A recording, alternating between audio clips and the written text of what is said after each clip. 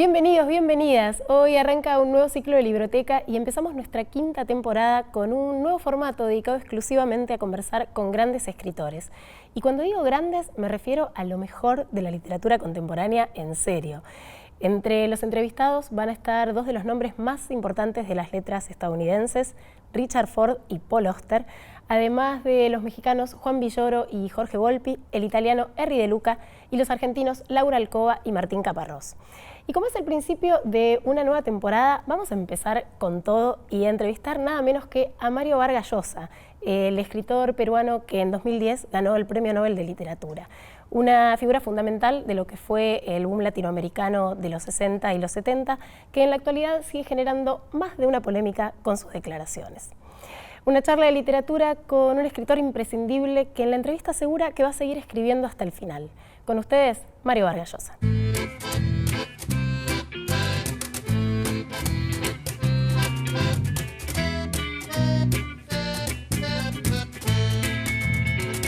Mario, si miras para atrás, ¿qué fue lo mejor del momento del boom latinoamericano, donde un puñado de escritores jóvenes... ¿Del boom? Sí.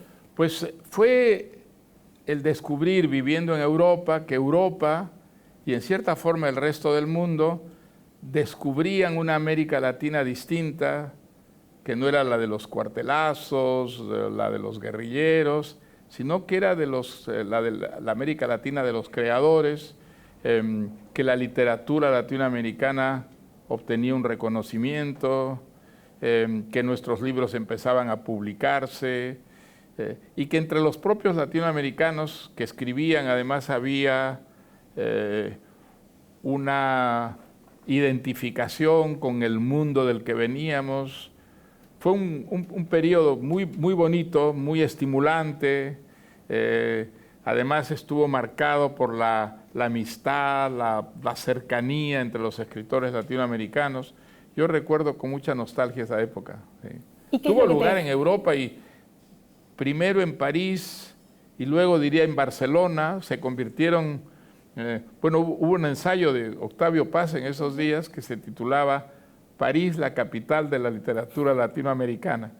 Y yo creo que Barcelona pasó a ser también durante un periodo la capital de la literatura latinoamericana, porque los latinoamericanos que escribían pues o vivían allí o pasaban por allí, y entonces había mucho acercamiento y la convicción muy optimista de que por fin la literatura latinoamericana obtenía, digamos, una ciudadanía mundial, ¿no? ¿Crees que sigue teniendo ese reconocimiento?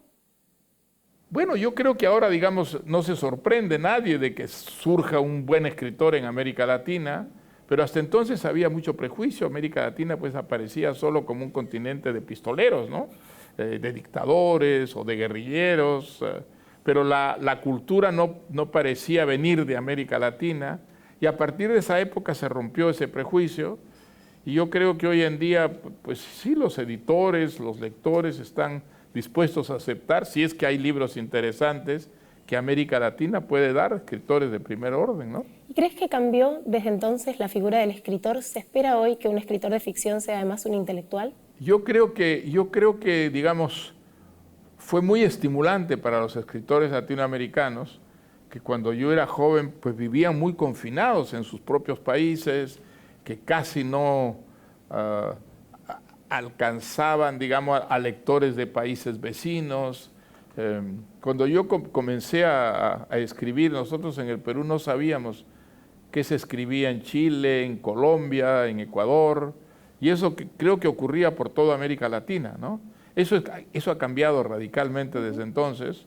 Las fronteras editoriales pues, prácticamente han caído, y un escritor puede, digamos, no solo conocer, sino ser editado, ser distribuido en otros países. En los nombres del boom, en Carlos Fuentes, en el propio Cortázar, Gabriel García Márquez, vos, tienen pretensiones y tuvieron pretensiones de ser intelectuales, además de ser escritores, de dar cuenta de su tiempo. Sí, bueno, digamos, algunos no, algunos eran escritores y querían ser escritores y no pensadores, no jugar un papel, digamos, cívico.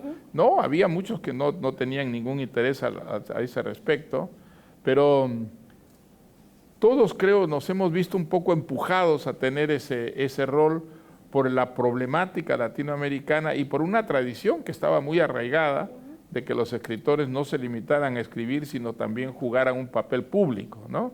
Eso en América Latina fue muy fuerte en el pasado y hoy día pues yo creo que también sigue siéndolo, aunque en gran parte aquello se debió a las dictaduras, ¿no? Las dictaduras creaban una necesidad de combatirlas y eso hacía que los artistas, los escritores se volvieran intelectuales, ¿no? Eso ha variado mucho en Europa, por ejemplo, y en algunos países latinoamericanos hay escritores que no se interesan para nada en jugar un rol cívico, ¿no? Pero yo sí creo que sí hay una cierta obligación moral para un escritor de intervenir en el debate público, de tratar de contribuir de alguna manera a mejorar las cosas que existen. Creo que esa es una función de la literatura y que los escritores deberían, digamos, mantenerla, sin que ello significara ni hacer concesiones, con el rigor y con el tiempo de trabajo que la literatura exige, ¿no? En tus últimas novelas aparece mucho el sexo en escena. ¿Cuál es el mayor desafío de hablar de sexualidad en las ficciones? ¿Aparecen más en las últimas que en las primeras? Yo creo que el sexo juega un papel muy importante en la vida de las personas y que la literatura, sobre todo una literatura narrativa que trata de mostrar el mundo tal como es, no puede prescindir del sexo, pero no tengo la impresión de que, digamos, haya un periodo en que yo he avanzado mucho más en ese campo. Nunca dejaste de hablar de sexo, decís. Nunca he dejado de hablar de sexo, seguramente. Yo creo que el sexo es un ingrediente fundamental de la vida de las personas y si narras historias, no puedes, digamos, descuidar enteramente sin forzar y realizar mucho la realidad, ¿no? Uh-huh. ¿En algún momento, después de haber terminado un libro, sentiste, este es el último libro que escribí, aunque después no haya sido así? No, nunca. ¿Nunca? Nunca, no. Mi vocación está muy, muy arraigada y yo procuraré seguir escribiendo hasta el final. Digamos, en mi caso yo creo que la famosa frase de Flaubert, escribir es una manera de vivir, es una realidad. No concibo la vida sin escribir, aunque pueden ocurrir cosas naturalmente que me impidan seguir escribiendo, pero mientras pueda escribir voy a seguir escribiendo, de eso sí estoy seguro. Porque los directores de cine, por ejemplo, saben que hasta hacer una película tienen 2, 3 años y pueden hacer como cierta proyección de cuánta obra tienen por delante. Sí. ¿Te pasa también? ¿Cuántos libros tenés por delante? Bueno, no sé cuántos libros tengo, pero digamos proyectos tengo muchos, tengo muchas notas para posibles historias. Nunca he sentido yo eso que dicen que sienten algunos escritores, que es de pronto esa parálisis frente a la página en blanco. No, yo he tenido problemas con el tiempo, siempre me ha faltado el tiempo para hacer todas las cosas que quería hacer, pero afortunadamente no he tenido nunca ese estreñimiento que amenaza a algunos escritores y los condena al silencio, ¿no? ¿Hay algo que te preocupe del paso del tiempo? Bueno, digamos, el paso del tiempo es una realidad que uno no puede esquivar. Me preocupa mucho la pérdida de la lucidez, por ejemplo. Me gustaría llegar vivo hasta el final y no quedarme muerto en vida, como les ocurre a muchas personas. Y siempre me ha parecido, digamos, lo más patético en una persona el de pronto morirse en vida, ¿ah? Perder las ilusiones, quedar en una especie de parálisis desencantada de la vida. Hasta ahora no me ha ocurrido y espero que no me ocurra. Tocaré madera para que no ocurra. Igual vos estás a favor de la eutanasia públicamente, sí. Así que supongo que sí. En el peor de los casos, que esperemos que no suceda. En el peor de los casos, cuando uno pierde no solamente las ilusiones, sino todas las oportunidades maravillosas que ofrece la vida, entiendo perfectamente bien que una persona quiera suprimirse, quiera poner fin, digamos, a la vida, ¿no? En el próximo bloque seguimos conversando con Mario Vargas Llosa, que sigue pensando que todavía no escribió su mejor libro y que ese siempre va a ser el próximo.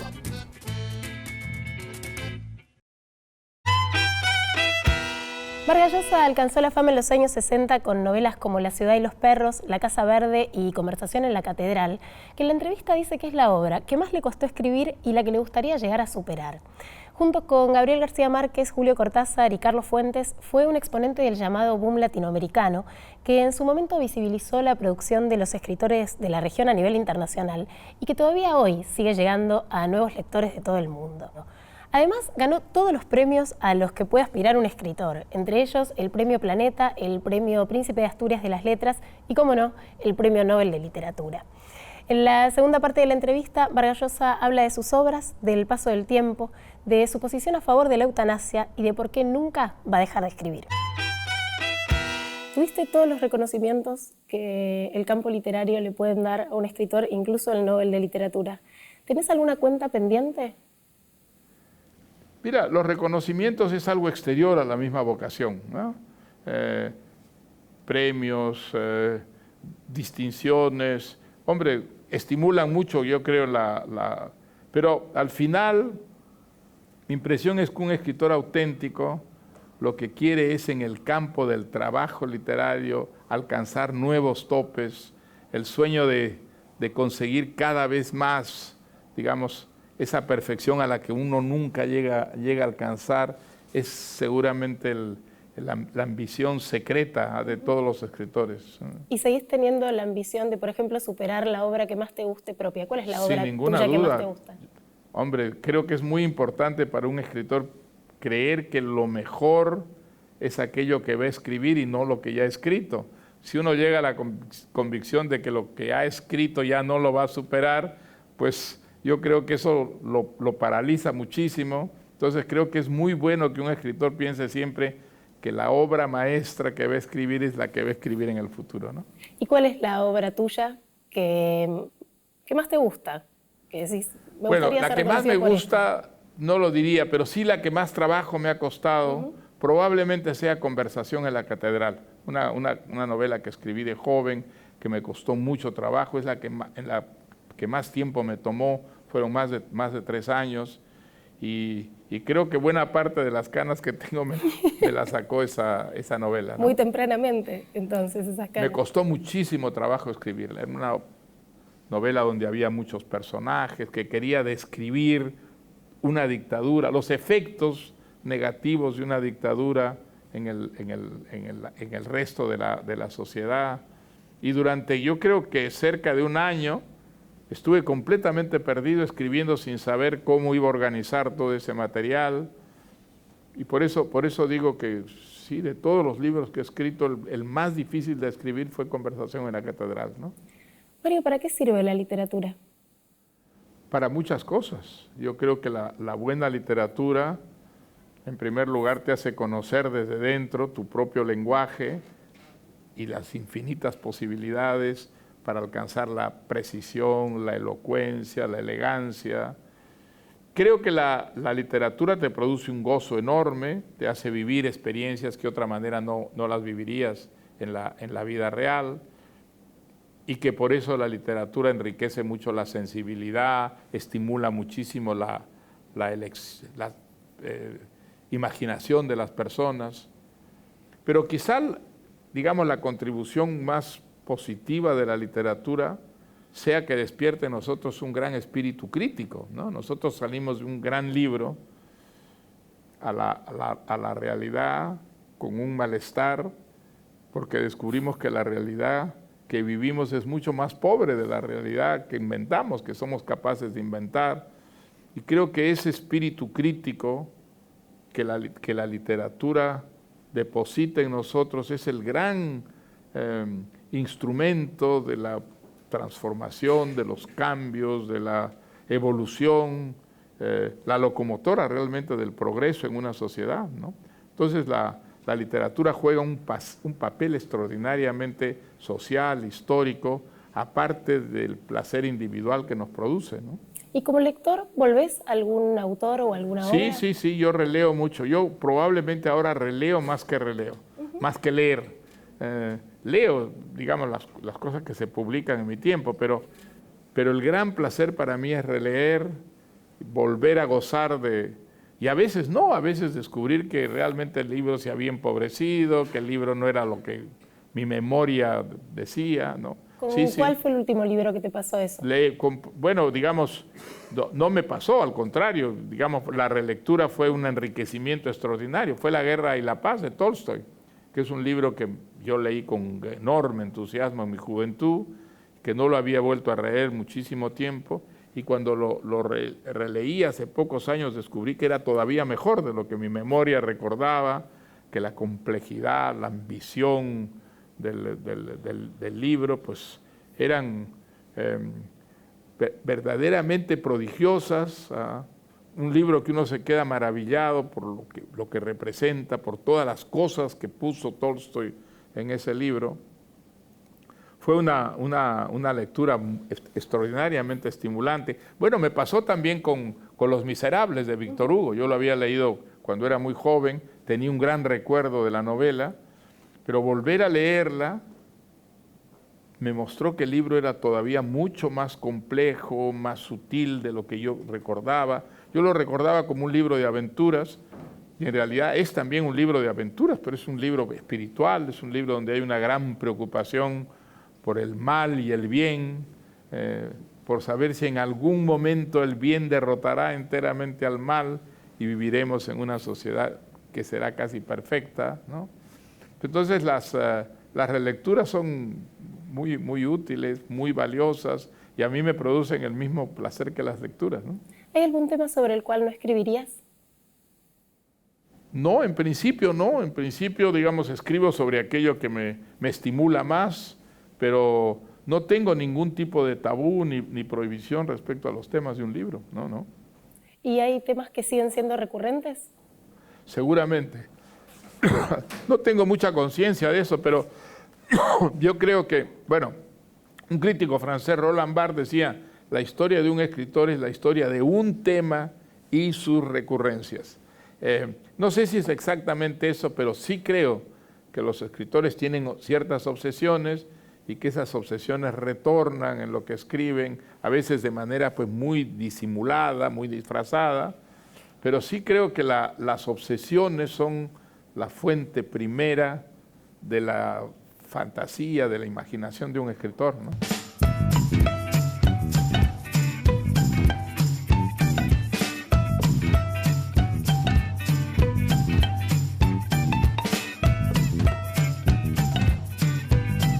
Hasta acá la primera entrevista de esta nueva temporada de Libroteca. La semana que viene vamos a conversar con el escritor mexicano Jorge Volpi, ganador del Premio Alfaguara de Novela 2018 con su libro de no ficción Una novela criminal.